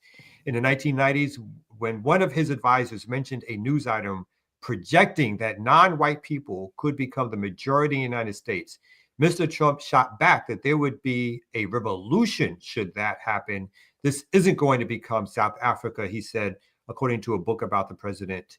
So I think part of the idea that these, again, these white nationalists have who are in power is that, and their kick around immigration as a tool to get the white populace within a certain viewpoint, or to move them more towards that viewpoint, is that, again, their rights are being taken away, that they're becoming the minority in their country, and that they are here, the Trumpians are here to put a stop to that. Again, overtly saying that, not in hushed tones, not like, trying to do it like as in an Obama way of doing it, and knowing that if by deporting massive amount of people, hoping that it gets back to the whites, that it's like, hey, I'm on your side, or it's bad that these folks are coming here who are not documented. In Trump's world, in the MAGA population, it's overt. They should be overt about what they're doing, and in their interest to protect the country as a white nation controlled by white people, and for the benefit of white people. And they see South Africa, as they said, as this cautionary tale of what happens when whites lose power and Africans or Black people take over. And so that's part of also, like, not only their I think the ideology of MAGA, that's overt white nationalism on its face. I mean, it's really juicy to hear Trump and the MAGA crowd, bemoan immigrants that come here and they are on the government dole and they're getting this money and this government assistance and this, that, and the third, as they are truly themselves skilled labor, right? Most migrants that come here are skilled folks. Now, these white Afrikaners are farmers. What are y'all going to come here and do? They're going to go out in the field and pick crops? I doubt it. Are they going to compete with existing white farmers? I doubt that also, right? Like the farming and ranching community is starting to understand, or at least, you know, the perspectives are bubbling up that in the face of these Trump cuts to SNAP and the tariffs with China and other trading partners putting these massive tariffs on exporting crops and such, like the farmers are being hurt by Trump's policy. So now he's bringing in these immigrant farmers that are ultimately going to take away from Americans and any sort of federal government relief or assistance that they could be receiving, right? So it's like Trump's people are trading in valuable migrants, Latinos, Caribbeans, African migrants. You trading away them to import the worthless whites, the worthless migrants, those with skill sets that are probably not going to be useful in America, because that's not what's needed. I mean, we do need more farmers, but are they going to create farmland for these white Afrikaners? I guess they could. But I'm just curious as to what does assistance for these particular group of folks look like, and who are these people? The posts I'm seeing from TikTok from people in South Africa, white and black, are saying that y'all are getting the worthless whites. Like, these are not quality whites. Like, you know, good luck. So it's like, I mean, I think that the MAGA crowd at some point is going to get hip to this, but it may be 20 years before that happens. But do you think they'll be hip? I don't think they're going to get hip to it. I think they accept the narrative that these white folks have been discriminated against, and I actually think they'll open up, a lot of them will open up their land and their farms and their housing to these folks. They're part of this story says that they're settling them in areas of where their expertise can be of most use, which is in farming states or whatever like that. And I think that's, you know, again, part of their plan is to suggest that that these folks are going to be helping. That they, if part of the story says they're going to be coming with these skills of farming skills, which the United States needs, and that they're going to help with the rebuilding of the country. And that's what they give that as part of their narratives, why they let them in, because these are so-called skilled. It makes no sense. So yeah, don't look bewildered. It makes no sense, but that's their narrative, that these are skilled craftsmen or farmers who are going to come in and help with American farming.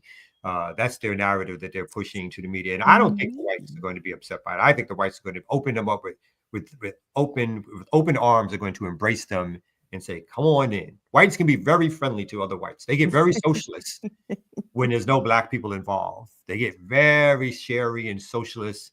You look at Austin, Texas, other places. They get very like sherry when there's no blacks involved. The other quick thing I wanted to say is that someone said this in the chat. I think this is true. I only wish South Africa was taking away the land of these so-called white farmers and kicking them the fuck out of South Africa. Like, you know, but that's not what's happening, to the disgrace of the ANC, to the disgrace of a revolution, that they are not returning the land back to Africans en masse and creating systems for Africans to farm. And because too many of the higher level ANC has cut deals with the West, has cut deals with their local rich, and they're getting their own money. And so they're not thinking about the masses of South Africans who've had their land stripped away from them through an apartheid regime, and even today that has their minimal wealth stripped away from them, and controlled by these individual capitalist corporations and stuff like that. So we only wish that they were actually doing it. I mean, like, if South Africa is going to endure sanctions from the U.S. and a cut to foreign aid from the U.S., then, I mean, don't fuck around with it. Do it expeditiously. Like, do what you're being accused of doing. Like, you're already being punished for it. Just go follow through. Just do that. Yes. And China's your friend. There's nothing that you sell to them. And I think part of their rhetoric has been that they sell so much goods, and the United States might be the largest trading partner to South Africa, or the second largest. So second largest, yeah.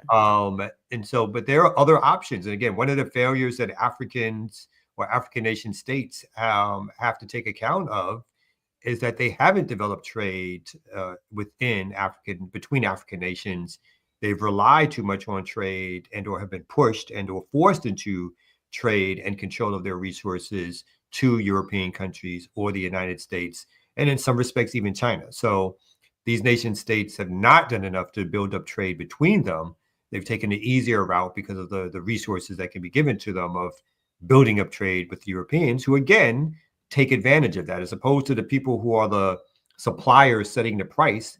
In a lot of these places where the mineral wealth of the land usually dictates the price of, like, I'm selling this for this. That's instead of that happening, it's almost the opposite. That we'll buy it for this, and if you don't accept that, then we're going to do an embargo of all your goods, and you won't be able to sell it to any of the major markets, right? So the scheme has been flipped to punish these folks for even attempting or thinking through what could they do to sell their goods and products and mineral wealth at a fair price that can bring up the status of their nation state. The bricks, Shaolin, the bricks. Shout out to the bricks. Shout out. Speaking about kicking people out, big up to Idi Amin. I'm not supposed to say that. I don't know. Idi Amin had some problems, but of course he was also vilified in the West because that was one of his major things. Like, he was kicking the white farmers and others, and other classes and or groups that came over. He was saying it's time to go. Of course, he did have some other problems, but he did. But on to that point, he was like thorough in them short shorts, though. You know what I'm saying? That's what I want to say. I want to see you in the Idi Amin shorts. The Idi Amin shorts. Hey man, I've been told these legs look pretty good. Hey, you know show what off I'm the saying? yams. Love it. I want to keep y'all on here for this break. I want to know what y'all thoughts are on this show or podcast, Real Talk. You know, we had Dr. Sundiata had FD Signifier on there. Very good. And what's your thoughts on this right here? What he's talking about? Crossover. You have developed a relationship. I don't know if you cultivated it or they sought you out with a bread tube and the left tube. And to a certain extent, that puts you into a lot of conversation with white folk. And I guess the analogy I would use is that you're the R&B artist who crossed over. Yeah, now, I'm you know. I'm not Luther. I'm I don't know who's yeah, you're not Joel Levert, okay? Yeah. You're the guy that the white folks feel they can understand. I'm DeBarge. Yeah, I'm gonna say Mike, but we don't want to. There's all other kind of things with that. So erase that. I didn't say that. Yeah. So the point is, in that space, how do you navigate what I'm going to call the bondage of your fame? All right. I'm going to stop it right there and ask you, are we able to do that? Are we able to cross over? Or is it too far gone? Well, we can't cross over if my man can't get his mics fixed. Can we start with that? Can we do something about these mics he has on his show?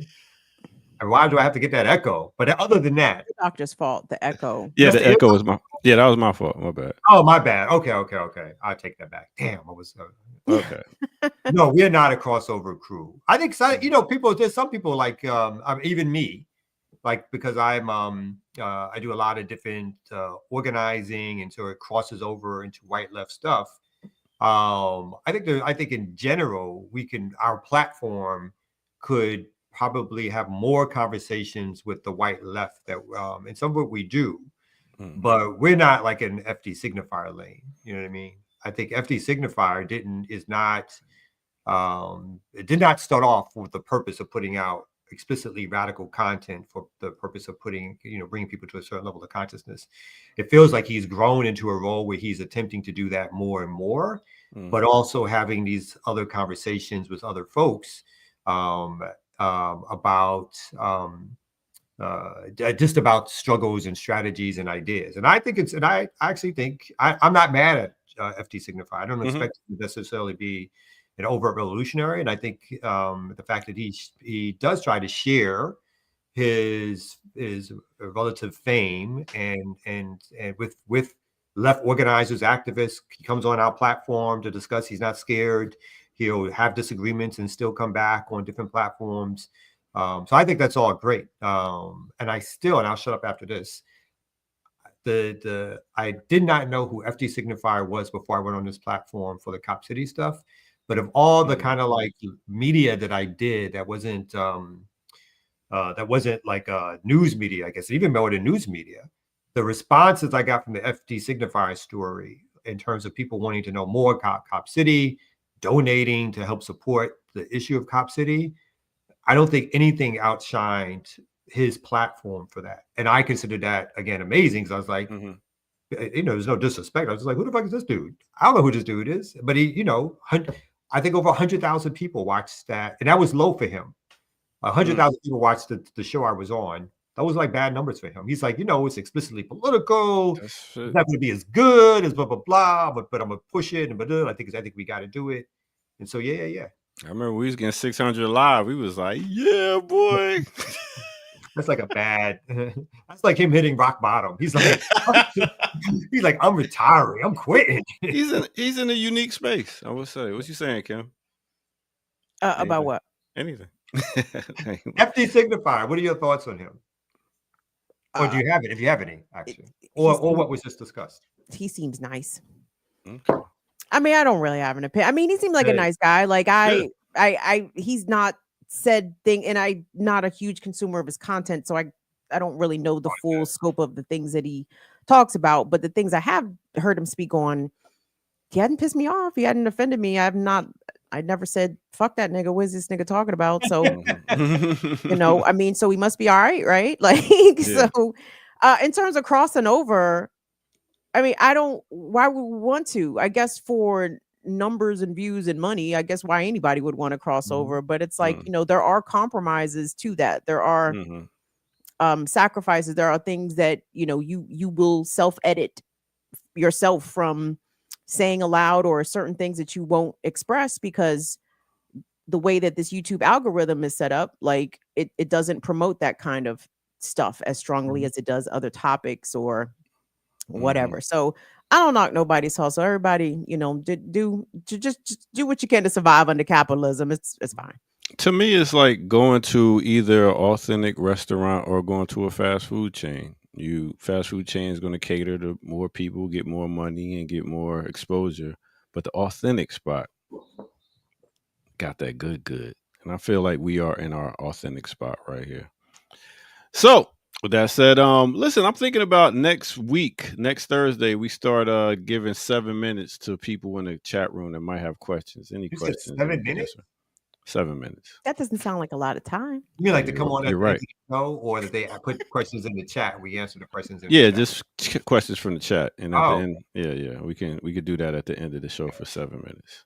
Okay, well, can we start or what? We have 7 minutes right now. It's coincidentally. Do we want to do this for the first time? The funny thing is, I just said, Kim. Next Thursday. I thought you said we're about to do. I'm sorry. Maybe I misinterpreted about to do. I thought it was it's all future, good, but no, it's immediate future. Okay, let's go. Yeah, it's next Thursday. We could get it started. Next Thursday. Yeah. Someone just put up an interesting comparison between him and Mark Lamont Hill. In terms of fame or whatever. And I think Mark Lamont earned his stripes or fame from being a commentator on mainstream platforms. So his first commentating gig was on Fox News, and he was called in to be the Black voice against Bill O'Reilly, no less. So Mark Lamont Hill used to go in that joint, hold his nuts a little bit. Like I used to enjoy seeing him versus O'Reilly. And then he got the gigs at CNN or MSNBC. But again, he said something about Palestine. He came out against Palestine, in favor of Palestine, about something. And that cost him his job on those shows. And you notice he has only been a guest host on a lot of those shows. And again, I'm not shedding any tears for him because he knows how to his name is popular enough. He has different gigs, he makes money and all the rest of it.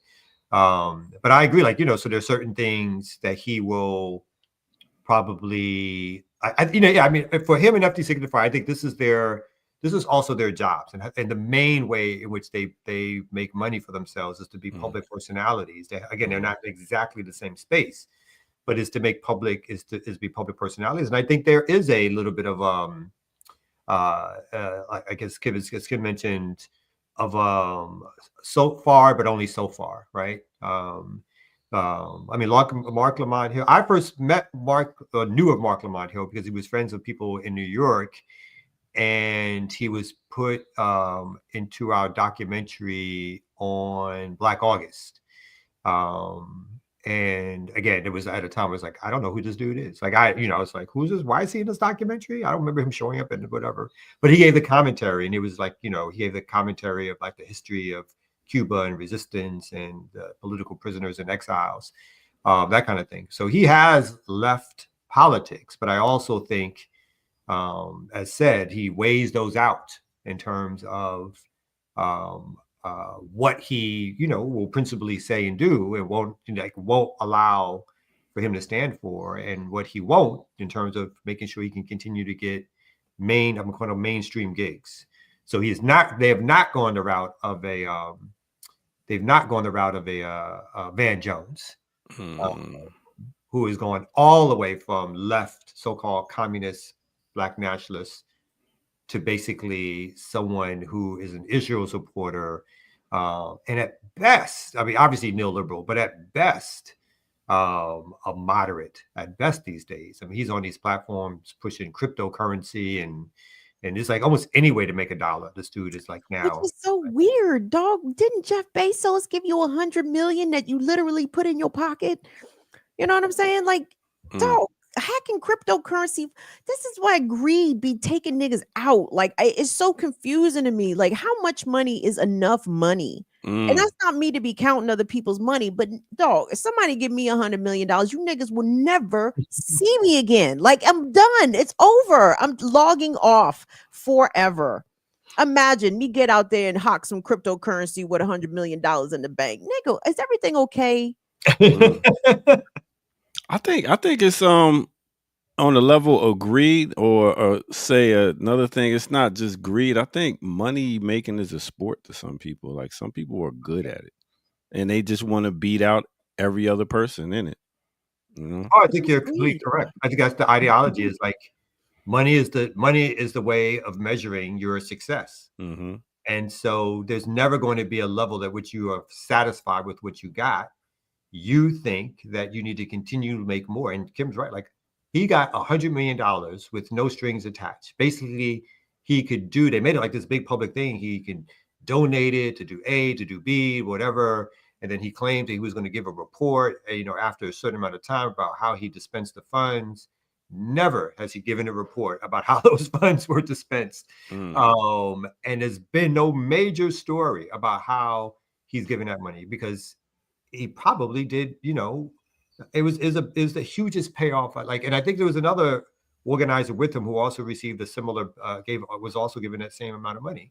So this guy's never, and again, he still has friends on the left, still people who I'm sure he's in contact with that comes from the Bay Area that he used to run with, who are still out here calling themselves the left. And people do, and in general, those folks do not spend any time calling Van Jones out for his duplicity and his radical view and his support for Israel. I mean, if there's a breaking point, it has to be that this dude actually, went public at a pro-Israeli rally during the actual genocide to speak out in favor of Israel. Van Jones is a duopoly. Anyway, let's go ahead and end it on this note right here. You know what I'm saying? And context. Yeah, boy. All right. So, Kim Brown, the show you got coming up. Burn It Down with Kim Brown, Friday at 7 p.m. I'm following this story of this, they call it jungle justice in Jamaica, a term I had never heard before I started following the story of a man who tragically was accused of abusing and unaliving a little girl. And the whole town in Jamaica came out to find this man, track down this man. And it turns out that the police actually killed him on the spot. And I'm kind of wrestling with the whole, extrajudicial killing, but given who he was and what he was accused of doing and how even his mama said that she was glad he was dead. It's a story I'm fascinated by. So I'm going to be talking about that on Friday. Sounds good. You used the term unaliving. You mean killed? Is that another way of saying that? Yes. Okay. I'm trying to be cool and hip so the kids don't always call me auntie. Auntie. I don't talk about that shit. But no, I said I kind of intersperse those terms, I guess, because unaliving has now been added to my vocabulary. So I use it as a synonym for kill or murder also. So intersperse. Interspersed. Intraspersed. Intraspersed. Okay, I got it. Intra. That's another one. All right. We are out of here. We'll be back here tomorrow morning at 8 a.m. Man? Did you just tell the people we got a mix coming up or not? We mixing at 11? No. At 11 o'clock. Come back. Am I part of this? You want me back here? If you want to come. What's the theme of the mix? Just come and find out. It's a classical mix down. So it's going to be nothing but classics. That's what it is. Okay. And, I'm excited. And we'll see you again next week. Kamal K. Franklin. You will. Oh, you will. Next week, I will be in Baltimore, however, for a promotion of the new Stop Cop, No Cop City, No Cop World book. We're going to be at Red Emma's on May 21st, I believe. What day is that? I think that's a Tuesday. Is that a Tuesday? Somebody help me out. The 23rd. Yeah, and I won't be here neither. Keep going. Oh, okay. Okay. No, that's a Wednesday. I better get these things right. Yeah, I think it's the Wednesday. It's the 23rd of what month? This month? Next week. Next week is the 20th. Tuesday. No, 21st is the Wednesday. Whenever that Wednesday, Ricky Ryan will be in conversation with all of the editors, myself, Micah Hershkin, Mariah Parker, and myself. We'll all be there in Baltimore. Please come out, Red Emma's. This is your first test, remixers. I'm calling you. If you're in the area, come out. There's a lot of y'all in DC, Baltimore area, New York, or whatever. Come on out and support, learn about the struggles, trials, and tribulations surrounding the Cop City organizing work. All right, wrap it up. All right, great. We will see y'all tomorrow morning at 8 a.m. Remix Morning. I don't know what day his album dropped. He's searching. searching. We out of here, y'all. Peace out. Remix Morning Show. Let's go.